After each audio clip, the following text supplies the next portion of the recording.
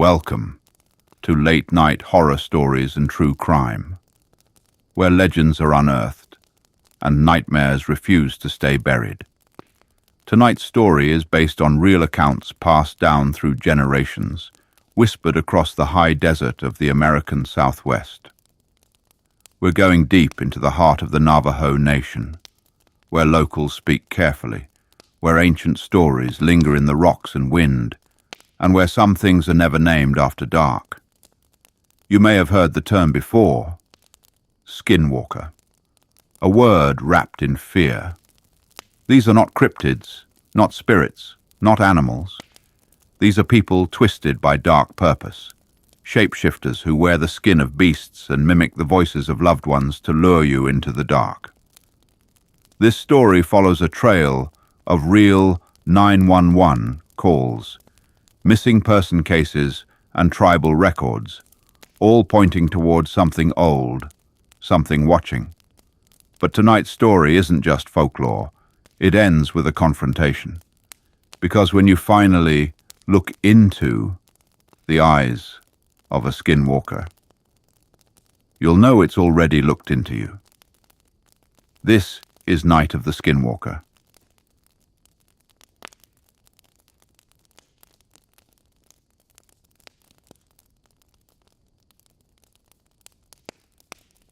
There are some stories the desert won't let go. They move with the wind, stir in the dust, echo off the sandstone walls, and settle into the bones of anyone who listens too long. This is one of those stories. It begins, as most true horror does, not with blood, but with a whisper. The area surrounding Shiprock, New Mexico, is beautiful in the kind of way that makes you feel small. Bleached rock, carved mesas, and jagged silhouettes that look like the broken teeth of the earth. The Navajo Nation stretches through this land, alive with history older than any written language and dense with stories whispered down through generations.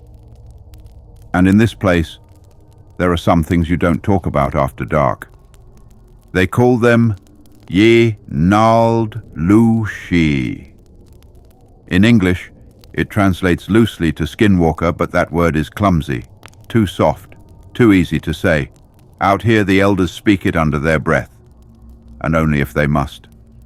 In October 2019, a 911 dispatcher in San Juan County received a call from a frantic woman named Louise Begay, a Navajo livestock rancher who lived alone about 20 miles outside Farmington. "Something's wrong with my animals," she said. "They're all just dead. Not eaten, just dead." Sheriff's deputies arrived 2 hours later. They found Louise sitting on her front porch with a shotgun in her lap and her eyes glassy with shock. Behind her barn, 11 sheep lay in perfect formation, eyes wide open, tongue swollen and black. There was no blood, no drag marks, no signs of a predator. And yet every animal had a clean, circular incision on its neck, smooth as glass. One of the deputies, a rookie just out of training, tried to take photos. His camera shut off. The backup camera wouldn't turn on. Their radios cut out for 7 full minutes. They said it was a signal dead zone. But Louise told them this. "It stood out there last night, just past the fence. Not a coyote, not a man. It whistled at me." In December of the same year, 3 teenage boys went missing near Tiknos Pos while riding ATVs at night. Their tracks were found, then abruptly stopped. No signs of a struggle, no footprints, no blood, no crash. 3 days later, 2 of the boys were found barefoot, walking along a back road at dawn. They couldn't speak. Their eyes were swollen, their lips cracked, and their fingers frostbitten, despite the mild temperatures. What they drew later, shaky pencil sketches made in silence, showed a tall, bony creature with backward jointed legs, elongated arms, and a distorted animal head. In every sketch, the creature had empty holes where eyes should be. The third boy was never found. Long before these reports, the elders of the nearby Diné communities had warned against traveling through certain canyons after dark. Some places were cursed, they said. Not because of what had happened there, but because of what was still there. "Skinwalkers don't die," said an old medicine man named Ben Yazzie when interviewed for a university oral history project in 1983. "They just go deeper. They wait. They watch. They remember your face if you see them. And they come back wearing the skin of something you love." The tapes of that interview were lost. The transcript ends mid-sentence. In early 2020, during the first C-19 lockdown, a BLM ranger named Luis Aranda was stationed alone in a monitoring cabin near Chusca Mountain. The logbook he left behind was later collected by his supervisors after he failed to check in. His final entries read like the unraveling of a mind on the edge. But investigators couldn't ignore some of the details. Lights moving silently through the trees at 3:17 a.m. Clawed prints in the snow, but only in short bursts, never leading anywhere. The sound of a baby crying outside the cabin window, though the nearest house was 20 miles away. The sighting of a man crawling on all fours, described as fast, backwards jointed, and grinning. His last written note: "It scratched my door last night. I saw my own face looking back at me through the window." Luis Aranda was never found. Only his boots were recovered, neatly placed on the cabin porch. By the summer of 2020, whispers began to spread. A tourist saw what he thought was a man running on all fours beside his car on Route 491, until it stood up and smiled. A young woman received a phone call from her dead grandmother, speaking in her exact voice, asking her to come outside. A sheriff's deputy claimed something followed his cruiser for 8 miles, on foot. These stories were always brushed off, officially. Unofficially, the pattern was growing too loud to ignore. A tribal council meeting in early 2021 brought together medicine men, law enforcement, and spiritual leaders. The consensus was clear. Something old had stirred. No official statement was released, but local curfews were enforced. Certain roads were quietly blocked. A ceremonial fire was burned for 7 days outside of Shiprock. And then the dreams began. Hundreds of people, locals and outsiders alike, reported the same nightmare. A black figure with the head of a deer whispering through sewn lips, "Let me in, you know me." And now, as we begin this investigation, one truth lingers. These aren't just legends. They're reports, filed, archived, witnessed, by people who know what they saw. And they all say the same thing. If you hear your name spoken outside your window at night, don't answer. Because it's not your friend, it's not your neighbor, and it's not wearing its own skin.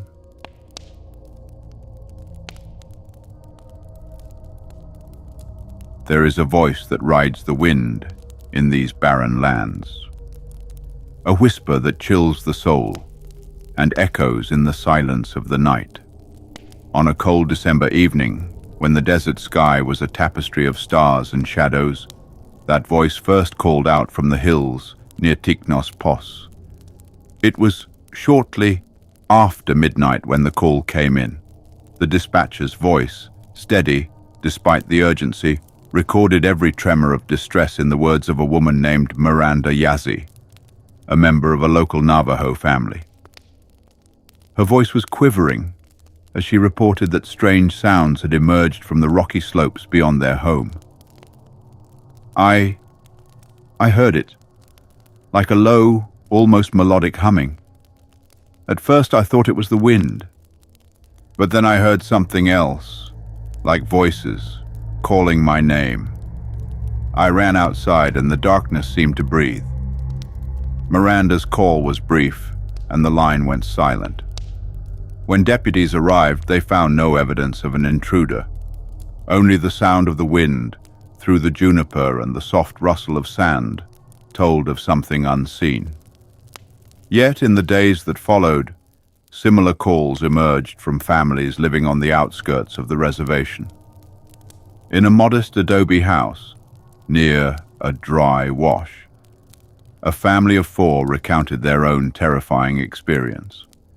Little Tom, only 8 years old, had been awakened by what he described as a whispering that wasn't his mother's voice.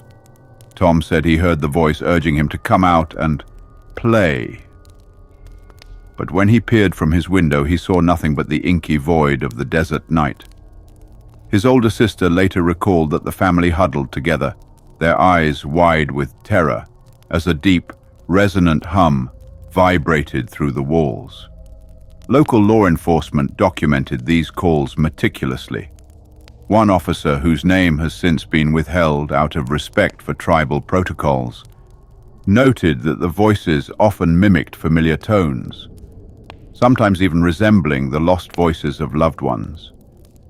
Yet there was a coldness in them that no human warmth could ever match. Within days of these unsettling events, the unthinkable happened. Officer Nijoni Beigai, a dedicated tribal police officer known for his calm demeanor, was reported missing while on patrol along a remote stretch of road near Chuska Mountain. His patrol radio crackled with fragments of static and what sounded like soft, urgent whispering. His last transmission was clear. "Something's calling. I'm coming." Then nothing. A search team scoured the area. They found his patrol car abandoned, a lone flashlight flickering in the darkness. Begay's uniform was later discovered near a narrow canyon, his personal effects left intact. No struggle was evident, only the unmistakable impression of someone or something having watched him until he vanished.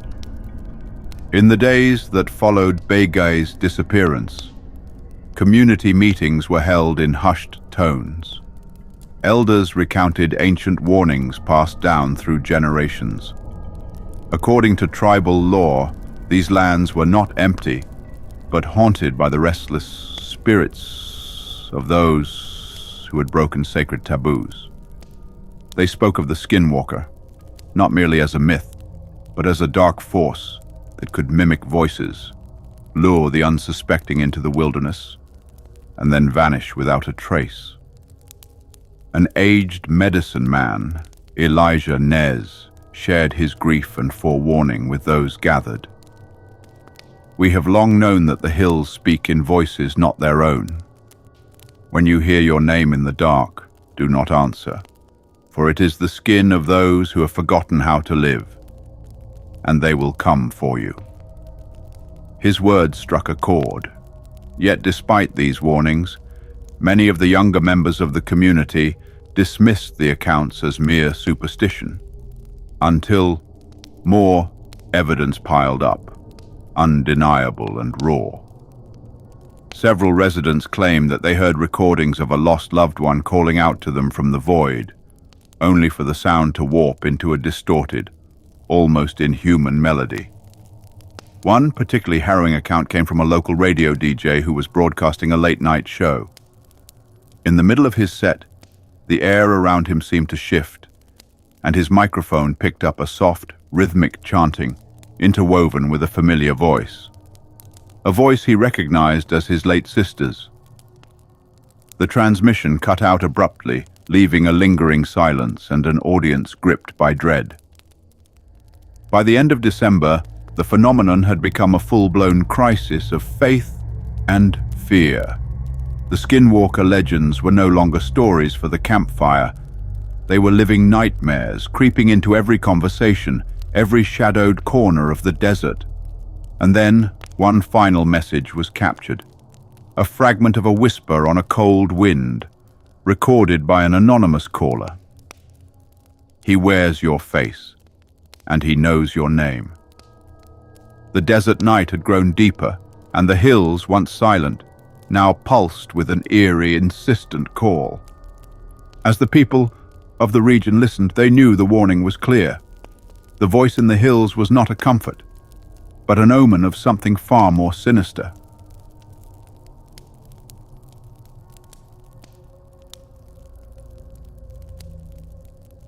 There are places the land does not forget. You can pave roads over them, bury water lines beneath them, even carve out paths for hikers and rangers. But the earth still remembers, and when the wind blows the right way, it tells you so. In Navajo country, there's a stretch of land outside of Sheep Springs, New Mexico. Locals call it the Hollow Path, not because of how it looks, but how it feels. It runs through a narrow ravine between two rust-colored ridgelines. At the right time of day, sunlight never touches the canyon floor. Nothing grows there, nothing nests there, and people avoid it for good reason. The missing woman in June 2021, a 28-year-old schoolteacher named Rena Yazzie went missing while on a solo hike. She'd told friends she was taking a personal retreat, some time to reconnect with the land, away from the noise of town and school. She parked her car at a trailhead near the Hollow Path, left a voicemail for her sister, and walked into the canyon. She was never seen again. Search and rescue teams scoured the area. Dogs picked up her scent but lost it at the mouth of the ravine. Helicopters flew overhead. Her backpack was found near a rock ledge, but no signs of a struggle, no footprints beyond her own. Her water bottle was full. Her GPS tracker had been disabled. Her phone was found with a photo taken at 3:17 p.m. on the day she vanished. Just a blurry shot of rock and shadow. Behind the rock, barely visible, was an outline. It looked like an animal, or a man, or something in between. 5 days later, a specialized recovery crew from the Navajo Nation was brought in. They were accompanied by a tribal tracker named Joseph K., a man in his 60s with a long braid, a quiet voice, and scars on his arms he never explained. If she went in there, Joseph said, then something wanted her to. The team entered the Hollow Path on foot. They carried flares, GPS units, radios, and traditional protective charms. 2 hours in, the radios stopped working. One team member claimed his compass spun in slow circles. Another said he heard whistling, soft, distant, and musical, like someone mimicking a flute. Then came the smell. Like meat left out in the sun, said one ranger later, but sweet too, like flowers over rot. Just before dusk, they reached a dead-end gulch. There they found bones, not human but deer and small animals, arranged in strange patterns, circles, spirals, shapes that didn't make sense. In the center was a large flat stone, stained dark. That's when one of the rangers spotted movement along the ridge, a coyote watching them. But when it turned to leave, the light hit its face just right, and for a moment, it looked like it had a man's eyes. They weren't glowing, one said. They were just wrong, too knowing, like it understood everything we were saying. That night, they made camp a mile outside the canyon. Joseph built a fire and drew a line in the dirt around their tents. He spoke prayers in his native tongue and refused to sleep. It knows we're here, he told them, but it hasn't decided yet. Skinwalkers don't attack right away. They play. At 3:03 a.m., one of the rangers woke to the sound of his daughter's voice outside the tent. "Daddy," it said, soft and sweet, "I'm scared. Come get me." He unzipped the tent. There was nothing there. The fire had gone out, and around the circle Joseph had drawn in the dirt were tracks. Not coyote, not human. Something with 2 feet and long claws. The next morning Joseph was gone. His bedroll was still there, his boots, his knife, but no tracks leading away. The sand around his space was smooth, as if something had lifted him straight off the earth. They never found him. The team packed up and left. The official report was filed under unresolved with no signs of foul play. But one of the rangers kept a personal journal. In it, he wrote, "I think it lured her. Rena. It waited, watched. Maybe she heard it speaking with her mother's voice. Maybe it looked like someone she knew. Maybe she followed it without realizing. All I know is, whatever's out there doesn't want to kill you right away. It wants you to come willingly." And at the bottom of the page, a final sentence. "I saw my own reflection blink when I didn't."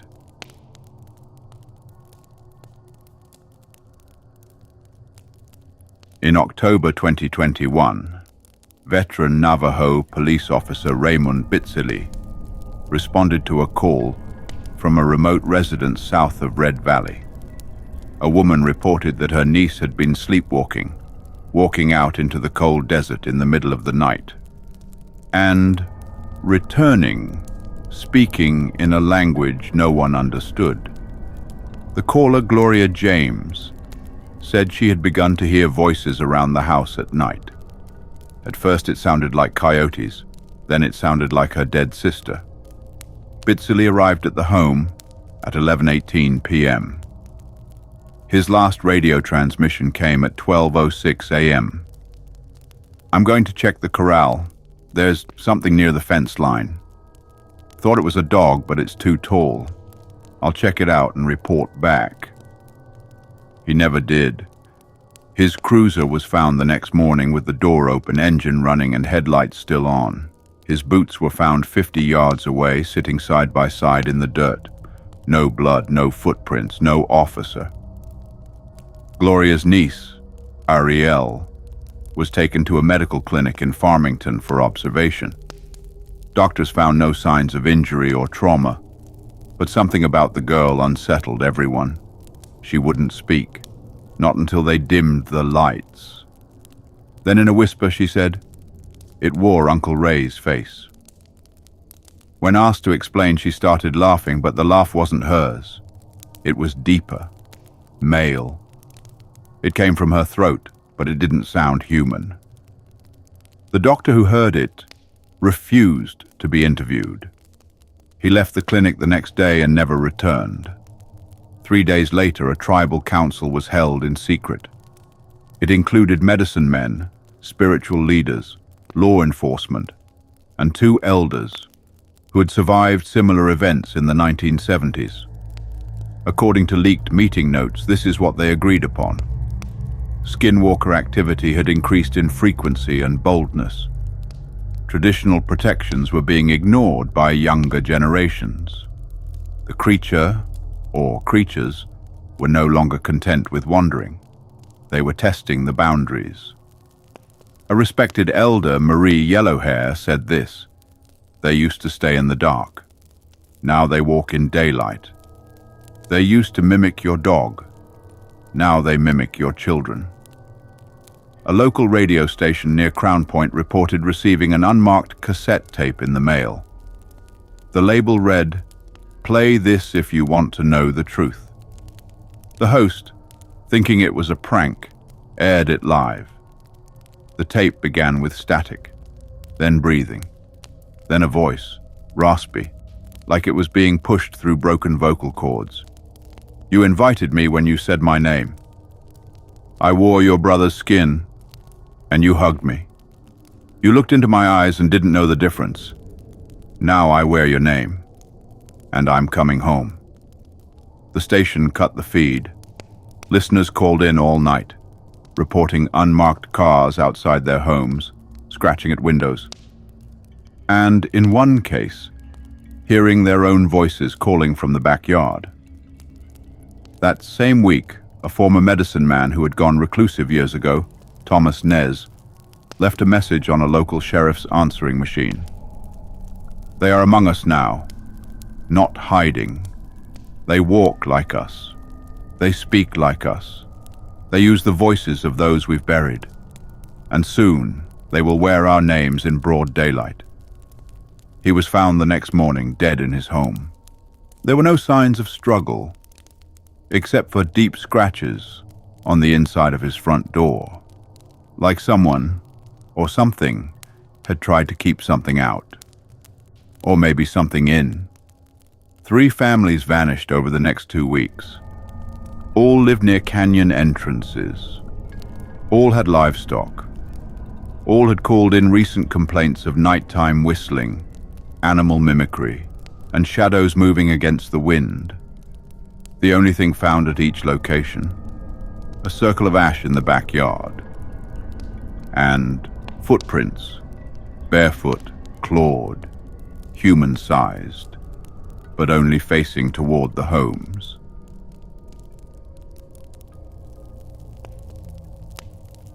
In every story like this, there's a moment when the storyteller stops speaking in past tense. This is that moment, because what happened next didn't belong to old legends or ancient whispers. It belonged to one night, one place, and one man who refused to be silent. His name was Eli Nez. Eli was the son of Thomas Nez, the reclusive former medicine man who left that warning on the sheriff's machine. When his father was found dead, Eli didn't weep. He didn't speak. He simply gathered his tools, packed a duffel bag, and drove north to the hollow path. He wasn't just a tracker. He was a protector, trained in traditional ways but raised with modern eyes. He'd seen what skinwalkers could do. He had survived one before, and he was ready to face another. "My father was right," Eli said in a recorded statement before entering the desert. "They don't just take your voice, they take your name. They wear it until everyone forgets you ever existed. And then they take your place." Eli built a fire at the mouth of the ravine, a big one, hot, crackling, and fed with cedar, juniper, and ash bark. He drew symbols in the dirt around the perimeter, then sat and waited. No phone, no weapon. Just a blade carved from obsidian wrapped in sinew. "If it wants me," he said, "I'll make sure it meets me face to face." For hours the wind blew steady. Then it stopped. And then the whistling began. Eli didn't move. He didn't speak. He let it come. It stepped out of the shadows at 3:11 a.m. It wore his father's skin, but wrong, too tight, too smooth. The eyes were hollow. The smile was stitched with skin. It didn't walk. It glided. And when it spoke, it used his voice. "Son, let me in. You left the door open." Eli stood slowly, raised his blade. "You don't get to wear him. Not anymore." The thing tilted its head. The smile widened, cracked at the corners. Then it lunged. "They say skinwalkers can't be killed, only driven back." That night, Eli proved otherwise. He struck the creature with the obsidian blade as it reached the edge of the circle. It shrieked, high, sharp, like metal tearing. Its form flickered. The stolen skin peeled away, revealing what lay beneath. A twisted body, black as pitch. Bone stretched unnaturally, eyes like dim stars buried in tar. It clawed at Eli's face, tore his side, but he held firm. The fire burned higher, flames turning blue. He dragged the creature into the ring and spoke his father's name aloud with love. The creature screamed and burst into ash. They found Eli 2 days later, unconscious, beside the burnt-out fire. He was alive, barely. The wounds on his chest were healing fast, too fast, the doctors said.